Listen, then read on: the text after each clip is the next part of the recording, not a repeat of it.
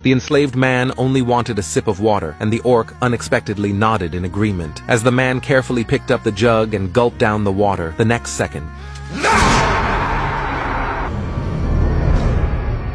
the orc used this method to establish their authority, letting everyone know the price of resistance. The entire village was captured by the orcs and forced to dig trenches. Arondir noticed that the orcs feared sunlight, so they could only supervise everyone's work from under the tents. To break free from the orcs' control, Arondir launched the first attack, and the others immediately joined the resistance, swinging the chains binding their feet. The midday sun scorched the earth, and the orcs became weak and vulnerable under the sunlight. They put the chains together, trying to cut them, when more orcs rushed in, trying to stop their escape. Just when life and death were at stake, they finally broke the shackles. However, before they could even climb onto the ground, they were attacked with axes, and one of their companions was dragged into the tent by the orcs using the chains. Witnessing this, the others held onto the chains to avoid being pulled into the tent. Arundel quickly picked up an axe from the ground, used the elasticity of the chains to leap up, and with astonishing strength cleave the tent in two. Instantly, the blazing sun pierced the tent, scorching the orcs' skin. The orcs retreated amidst painful howls, while the humans frantically smashed off the remaining shackles. However, just when they thought victory was in sight, a deafening roar suddenly rang out, and a ferocious beast slowly appeared. The brave women were the first to charge at the beast,